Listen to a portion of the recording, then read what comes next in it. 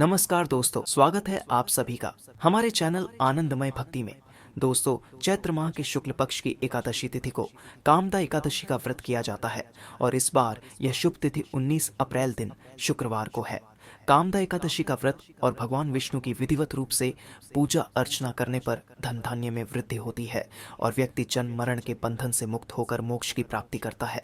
साथ ही यह व्रत सभी कामनाओं को पूर्ति करने वाला माना गया है। इस पूरी वीडियो में हम लोग 3 उपाय की बात करेंगे जो कि आपको कामदा एकादशी पे करना चाहिए, है ना। चलो सबसे पहले एक एक उपाय की तरफ हम लोग बढ़ते हैं। देखो, पहला उपाय किन के लिए है। अगर आपको अपने घर में सुख शांति समृद्धि चाहिए, अगर आप ये चाहते हो कि हमारे घर में कभी लड़ाई झगड़े ना हो, हमेशा प्रेम बना रहे, कोई एक दूसरे से नफरत ना करे, है ना, जलन ना हो, तो क्या करेंगे। देखो, इस दिन क्या करेंगे। कामदा एकादशी के दिन जो भी व्यक्ति पीली चीज़ का दान करता है, अब ये दान आपको किसी ब्राह्मण को नहीं करना, किसी पंडित को नहीं करना, किसी देवी देवता को नहीं करना है। ये दान आपको अपने घर में ही करना है।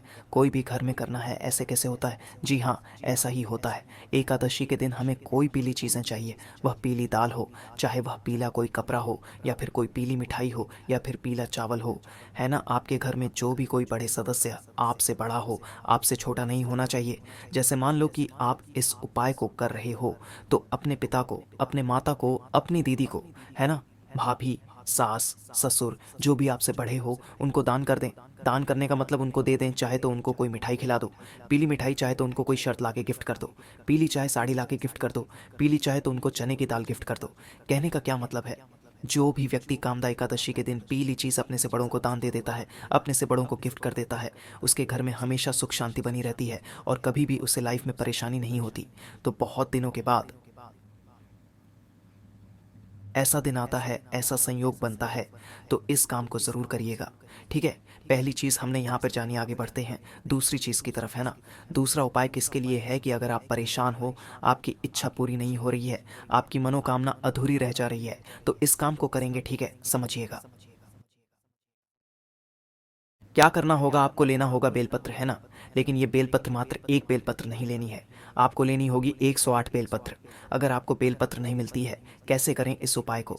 तो क्यों परेशान हो रहे हो, किसी भी महादेव के शिवलिंग के पास चले जाना, सुबह या फिर शाम के टाइम पे।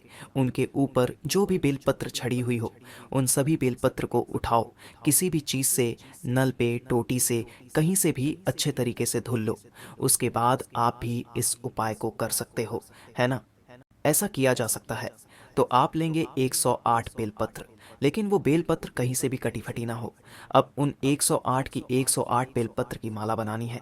आपको क्या करना है, ऐसे माला बनाओगे, लेकिन माला बनाते टाइम एक चीज़ का ध्यान रखना, इस बेलपत्र पे सुई मत चुभो देना। देखिए, आप जितनी सुइयाँ चुभोगे बेलपत्र पर, उतने कष्ट आपके जीवन में आएंगे। इस चीज़ का ध्यान रखना, क्योंकि सबसे प्रिय जो पत्ता होता है ना महादेव को, वो बेलपत्र ही प्रिय है ना। बेलपत्र पर पैर पड़ने से भी बहुत कष्ट आते हैं हमारे जीवन में, सुई चुभोने से आते हैं, गलत टाइम पे तोड़ लेने से भी हमारे जीवन में कष्ट आते हैं।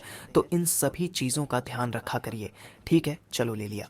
अब क्या करेंगे, आपके पास कोई मौली हो, कलावा हो, रक्षा सूत्र हो, उससे आप इन डंडियों पे बांधते बांधते 108 बेलपत्र की माला बनाना।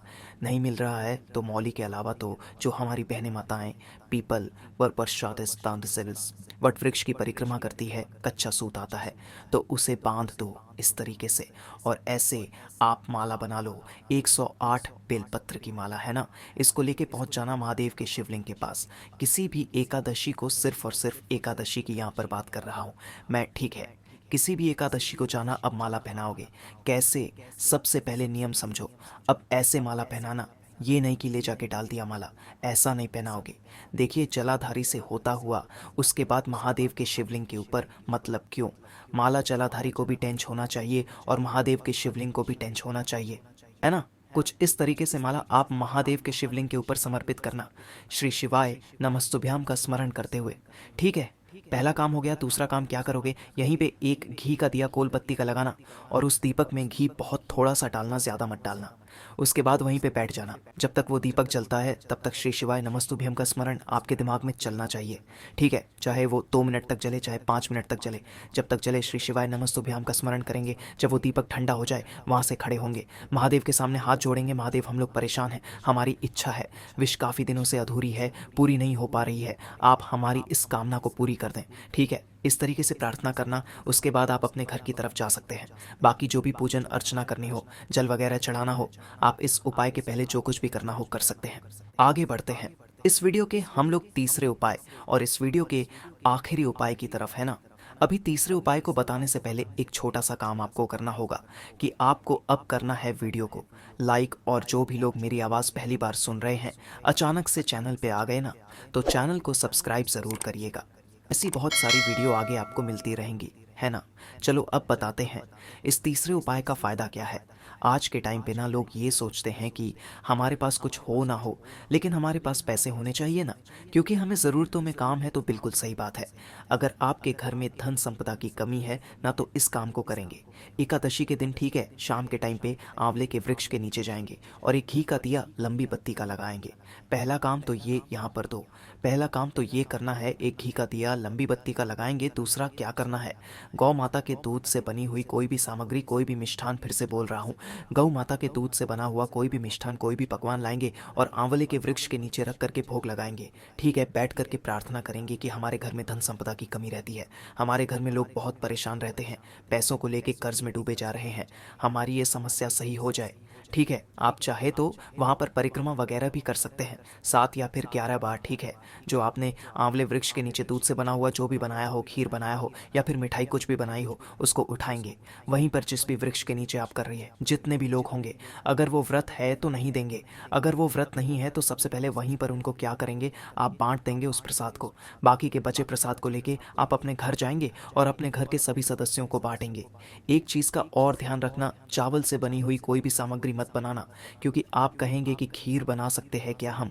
देखो, खीर में तो चावल डालोगे, अब एकादशी का दिन है, मैक्सिमम लोग चावल खाएंगे, नहीं तो आपका फिर प्रसाद भी खराब हो जाएगा। इससे अच्छा है कुछ ऐसा मीठा बना देना, जैसे थोड़ा रबड़ी टाइप का बना देना, उसमें खूब देर तक दूध को ऐसे गर्म करना, तो एक हल्का सा मीठा बन जाएगा। कहने का क्या मतलब है, कुछ भी मीठा बांट देना है। इससे माता लक्ष्मी बहुत ज़्यादा खुश होती है और आपके घर में हमेशा धन संपदा बनी रहती है। तो इन उपायों को ज़रूर एक बार करके देखिएगा। दोस्तों, उम्मीद है आज की वीडियो आपको पसंद आई होगी। पसंद आई हो तो लाइक करके अपने दोस्तों के साथ शेयर ज़रूर करें और चैनल को सब्सक्राइब करके बाजू वाली बेल आइकॉन को ज़रूर प्रेस करें, जिससे कि आप आने वाले वीडियो सबसे पहले देख सकें। मिलते हैं अगले वीडियो में। धन्यवाद।